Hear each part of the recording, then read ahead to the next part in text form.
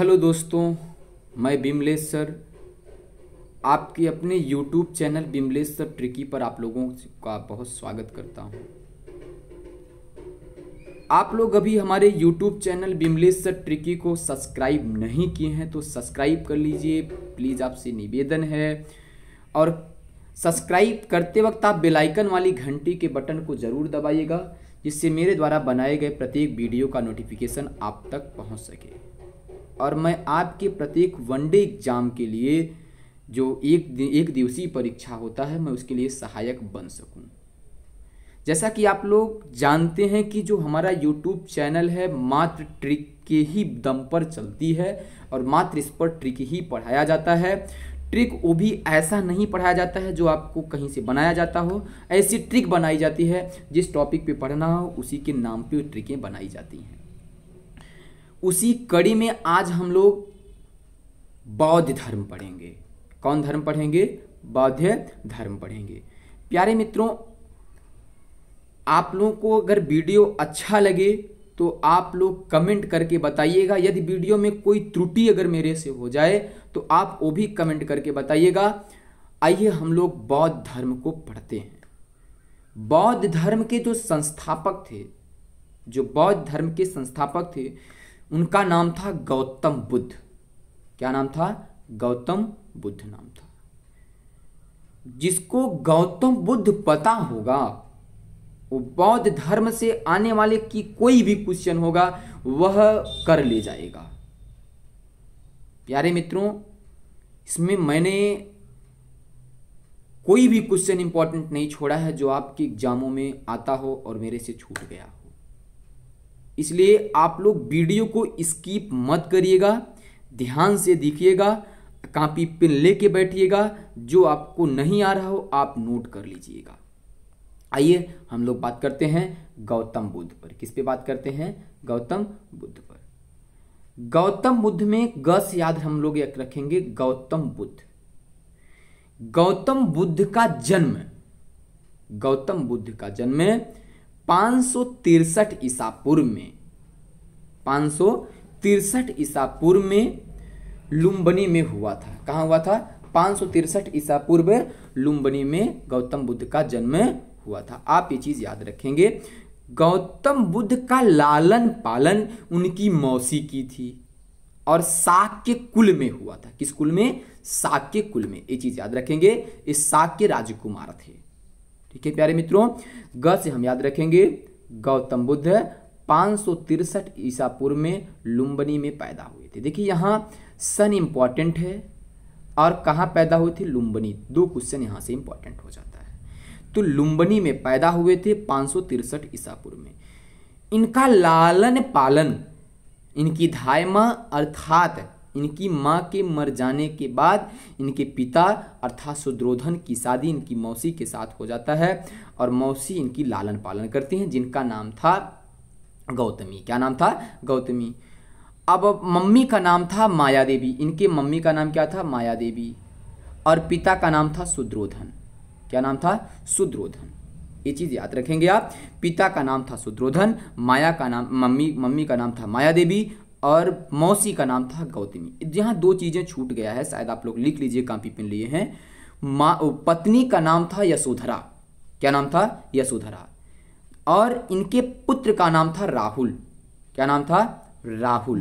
क्या नाम था प्यारे मित्रों? इनके पुत्र का नाम राहुल था। ठीक है। और इनके गुरु जो थे उनका नाम था अलार कलाम। क्या नाम था? अलार कलाम। प्यारे मित्रों, इनके जो गुरु थे, प्राथमिक जो गुरु थे, उनका नाम था अलार कलाम। इसके बाद जो दूसरे गुरु थे उनका था रुद्रक राम पुत्र। ठीक है, इंपॉर्टेंट नहीं है। जो पहले गुरु हैं इनके इंपॉर्टेंट है। गौतम बुद्ध ने अपना पहला उपदेश सारनाथ में दिया है। कहां दिया है? सारनाथ में दिया है। प्यारे मित्रों, ये चीज आप याद रखिएगा कि गौतम बुद्ध ने अपना पहला उपदेश कहां दिया है? सारनाथ में। कहां दिए हैं? सारनाथ में। और किस भाषा में दिए हैं? किस भाषा में दिए हैं प्यारे मित्रों? तो पाली भाषा में दिए हैं। किस भाषा में दिए हैं? पाली भाषा में दिए हैं। गौतम बुद्ध पाली भाषा में उपदेश दिए हैं। पाली भाषा में, किस भाषा में? पाली भाषा में। ये चीज आप याद रखेंगे, ये सबसे महत्वपूर्ण बात है कि गौतम बुद्ध किस भाषा में उपदेश दिए थे, तो पाली भाषा में। किस भाषा में? पाली भाषा में। अब एक चीज आप याद रखेंगे, सबसे ज्यादा उपदेश कहां दिए हैं? श्रावस्ती में। ये चीज नहीं लिखा गया, इस पर आप लिख लीजिए, कॉपी पेन लिए हैं। तो सबसे ज्यादा गौतम बुद्ध ने अपना उपदेश कहां दिए हैं? श्रावस्ती में। कहां दिए हैं? श्रावस्ती में। ये आपका हो गया गा। तो गा से याद रखेंगे, गौतम बुद्ध 563 ईसा पूर्व में लुम्बिनी में पैदा हुए थे। मौसी इनकी लालन पालन की थी। पिता का नाम सुद्रोधन था, माता का नाम माया देवी था, मौसी का नाम गौतमी था, पत्नी का नाम यशोधरा था, पुत्र का नाम राहुल था, गुरु का नाम अलार कलाम था। इसके बाद इन्होंने अपना पहला उपदेश सारनाथ में दिया, जो कि कहाँ स्थित है? बनारस में। कहाँ स्थित है? बनारस में। ये चीज याद रखेंगे। और एक किस भाषा में उपदेश दिए थे? पाली भाषा में। किस भाषा में? पाली भाषा में। और सबसे ज्यादा उपदेश कहाँ दिए हैं? श्रावस्ती में। कहाँ दिए हैं? श्रावस्ती में। ये चीज आप याद रखेंगे। आइए अगला अक्षर है हमारा ता। क्या याद रखना है हमको? ता। प्यारे मित्रों, ता का मतलब है त्रिपटिका। बौद्ध धर्म का सबसे पवित्र पुस्तक है। बौद्ध धर्म का सबसे पवित्र पुस्तक अगर है तो उसका नाम है त्रिपटिका। क्या नाम है? त्रिपटिका। 3 पुस्तकों का समूह, 3 पुस्तकों का समूह है जिसे त्रिपटिका कहा गया। क्या कहा गया? त्रिपटिका कहा गया। और त्रिपटिका की रचना पहली शताब्दी में श्रीलंका के राजा के देखरेख में हुआ था। किसके? श्रीलंका के राजा के देखरेख में हुआ था। और त्रिपटिका किस भाषा में लिखा गया है प्यारे मित्रों? त्रिपटिका पाली भाषा में लिखा गया। किस भाषा में? पाली भाषा में। क्योंकि पाली भाषा में उपदेश देते थे, तो पाली भाषा में इन्होंने त्रिपटिका की रचना हुई है। किस भाषा में है? त्रिपटिका की रचना जो है पाली भाषा में हुआ है। अब देखिए, बौद्ध धर्म से 2 और पुस्तकें महत्वपूर्ण हैं। एक जातक है, कथा वस्तु है। एक जातक है, कथा वस्तु है। अब अगर आप लोग कॉपी पेन लिए हैं तो लिख लीजिएगा, जातक में भगवान बुद्ध के पूर्व जन्मों की कहानी है। भगवान बुद्ध के पूर्व जन्मों की कहानी किसमें है? जातक में। किसमें है? जातक में। आप याद रखेंगे, भगवान बुद्ध के पूर्व जन्मों की कहानी अगर है तो किस पुस्तक में है? जातक में है। ये चीज याद रखेंगे। और जो तीसरी पुस्तक है उसका नाम है कथा वस्तु। क्या है? कथा वस्तु है। आइए अगली अक्षर पे हम लोग बढ़ते हैं। माँ का मतलब महायान, हीनयान। बौद्ध धर्म 2 धर्मों में टूट गया। बौद्ध धर्म में एक बार अकाल आया और अकाल पड़ने के बाद यह बौद्ध धर्म 2 धर्मों में टूट गया, महायान, हीनयान। आप याद रखेंगे, महायान, हीनयान बौद्ध धर्म के दोनों अंग हैं। आइए अगली अक्षर है आपकी बा। प्यारे मित्रों, सबसे ज्यादा इंपॉर्टेंट है, सबसे ज्यादा इंपॉर्टेंट है। तो बैसाख पूर्णिमा की रात, बैसाख पूर्णिमा की रात निरंजना नदी के किनारे, निरंजना नदी के किनारे, बैसाख पूर्णिमा की रात निरंजना नदी के किनारे। किस नदी के किनारे? निरंजना नदी के किनारे पीपल वृक्ष के नीचे भगवान बुद्ध को ज्ञान की प्राप्ति हुई थी। देखिए, जो बच्चे यूपी पे पिछला एग्जाम दिए होंगे, जो हुआ इसके, जो रिजल्ट आया था इसके पहले वाला, तो उसमें पूछा था भगवान बुद्ध को किस नदी के किनारे ज्ञान प्राप्त हुआ था। तो आप याद रखेंगे, निरंजना नदी के किनारे। किस नदी के किनारे? निरंजना नदी के किनारे। किस वृक्ष के नीचे? पीपल वृक्ष के नीचे। बैसाख, अच्छा देखिए, बैसाख पूर्णिमा के दिन इनका जन्म भी होता है और इनको ज्ञान की प्राप्ति भी होती है, और इनकी मृत्यु भी बैसाख पूर्णिमा के दिन होता है। किसके दिन होता है? बैसाख पूर्णिमा के दिन होता है। आप याद रखेंगे, भगवान बुद्ध को बैसाख पूर्णिमा के दिन, बैसाख पूर्णिमा के दिन निरंजना नदी के किनारे पीपल वृक्ष के नीचे ज्ञान की प्राप्ति होती है। साथ साथ आप इसको भी याद रखेंगे, भगवान बुद्ध का जन्म 563 ईसा पूर्व में लुम्बिनी में बैसाख पूर्णिमा के दिन हुआ था। कब हुआ था? बैसाख पूर्णिमा के दिन। इनकी मृत्यु भी कुशीनगर में, कहाँ? कुशीनगर में, कुशीनगर जो कि उत्तर प्रदेश में स्थित है, कुशीनगर में पूर्णिमा के दिन हुआ था। अच्छा, एक बात थोड़ा सा और भी याद रखेंगे, जो लुम्बिनी है वर्तमान में नेपाल में स्थित है। कहाँ स्थित है? नेपाल में। चीज याद रखेंगे, जो भगवान बुद्ध का जन्म जो लुम्बिनी है आप बताया जा रहा है वो नेपाल में स्थित है। कहाँ स्थित है? नेपाल में स्थित है। आइए इसके बाद अगला अक्षर है ध।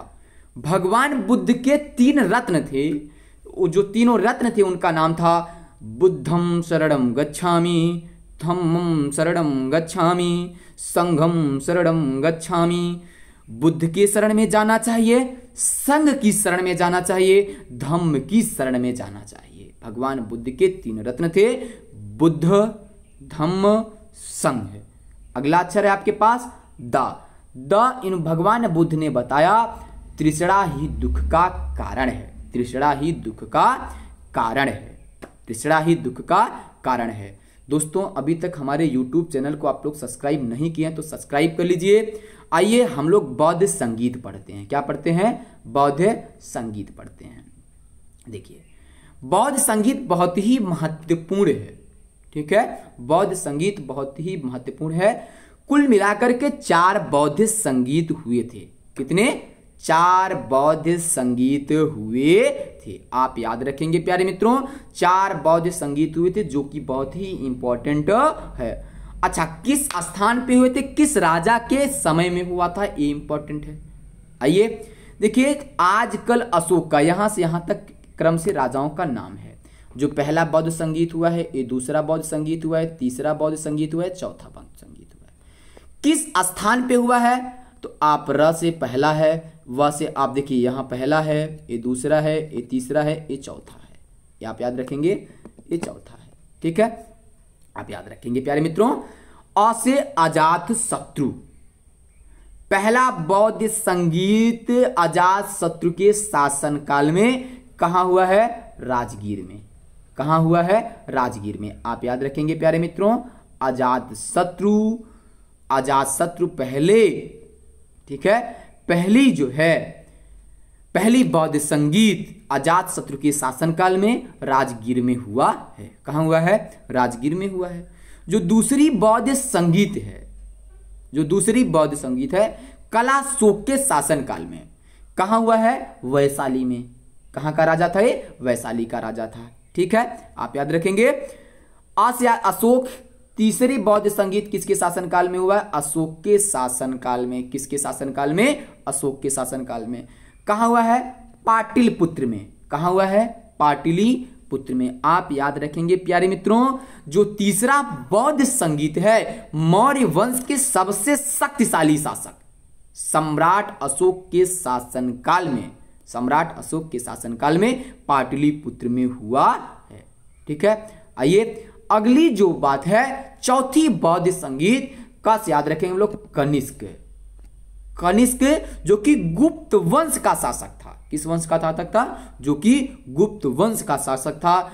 उसके समय में कुंडल वन में चौथी बौद्ध संगीत हुई थी। चौथी बौद्ध संगीत कहां हुई है? कुंडल वन में हुई है। यदि आप लोग कॉपी पेन लिए हैं तो 2-3 चीजें इंपॉर्टेंट हैं, इसको आप लोग लिख लेंगे। जो इंपॉर्टेंट है मैं उसको बता दे रहा हूं आपको। जैसे इनके प्रतीक हैं, इनमें जो प्रतीक है इसको हम लोग देख लेते हैं। जैसे जन्म जो प्रतीक दिखाता है बौद्ध धर्म में, कमल का खिलना। क्या हो जाता है? कमल का खिलना। तो कमल का खिलना किससे है? कमल का खिलना आप याद रखेंगे, कमल का खिलने से आप याद रखेंगे भैया कि जन्म से है। किससे है? जन्म से है। आइए हम लोग बात करते हैं गृह त्याग। क्या याद रखते हैं हम लोग? गृह त्याग। अगर हम लोग गृह त्याग की बात करें तो घोड़े से है। किससे है? घोड़े से है। वैसे 2-3 चीजें हैं, ठीक है भैया। और मृत्यु से स्तूप है।